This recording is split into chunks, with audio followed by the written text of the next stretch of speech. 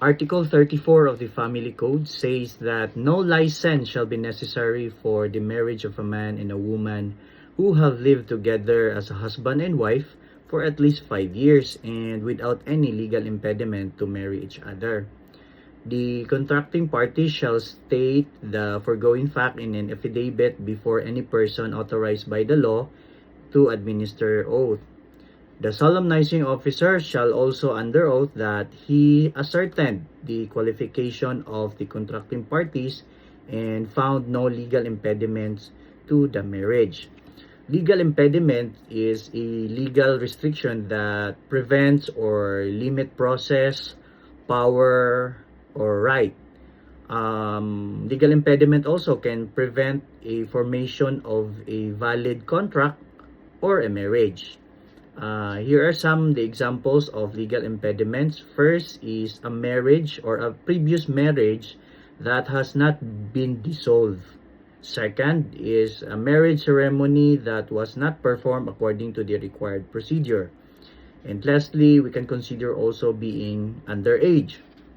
Again, I have to say this, that the law for Article 34 says that there's no need for a marriage license for those who wanted to be married if they are exclusively been living together as husband and wife for 5 years or more, and they both have the capacity, or both of them or silang duha are single under the law para makapagpakasal sila, characterized by again exclusivity, and there is this word continuity that is unbroken. So pasabot sunod-sunod siya, and the most important thing is no third party involved at any time within the 5 years period. They need to be both single during the period and on the day of the celebration of the marriage. In short, there must be no such legal impediment during the whole 5 years period. Then the 5-year period is counted from the date of celebration of marriage. It should be the years immediately before the date of the marriage.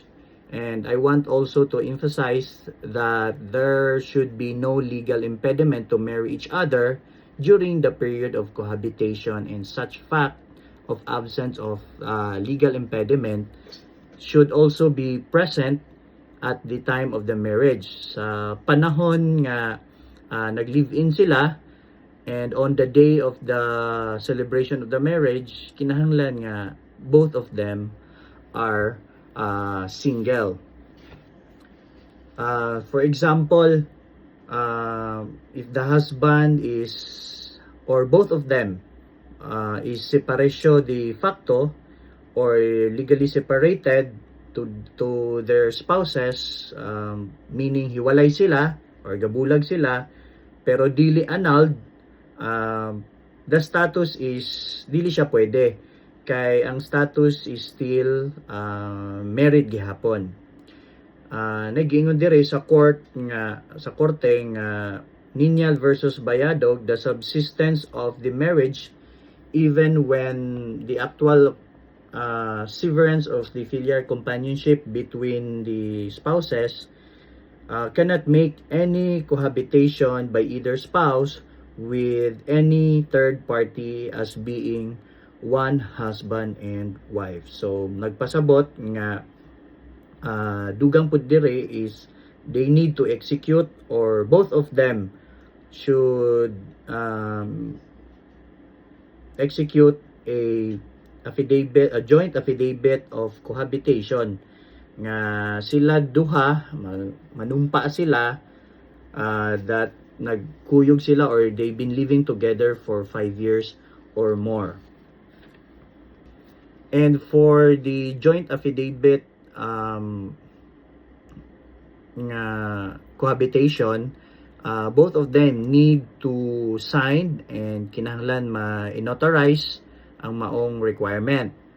The reason why the law allowing the mga nag-live-in partners to get married even if without the marriage license, is para malikay sila bitaw sa kahihiyan, chismis, or scandals, for them not to be discouraged to make their relationship or ilang pagsasama into legal, and the family code giving them an exemption from marriage license.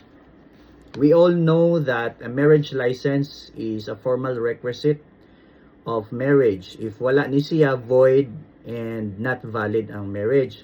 But, nga mo ni giingon nga naay but, there are marriage that do not need or require marriage license, so there are exempted on getting the marriage license.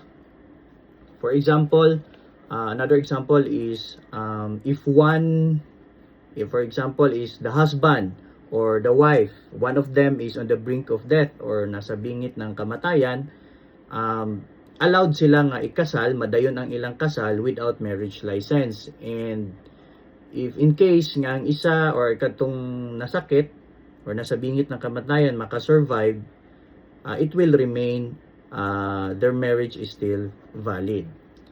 And second, if the residence or the husband or sikasa nila or ang wife is naa sa isa ka remote area or walay availability of for transportation nga for them to personally go to the local civil registrar, the marriage can be done without a marriage license. So gi-allowed gihapon sila. And lastly is a marriage by Muslims or other members of ethnic cultural communities can be done without marriage license as long as the marriage follows to their traditions, rituals, or mga practices nila. Thank you.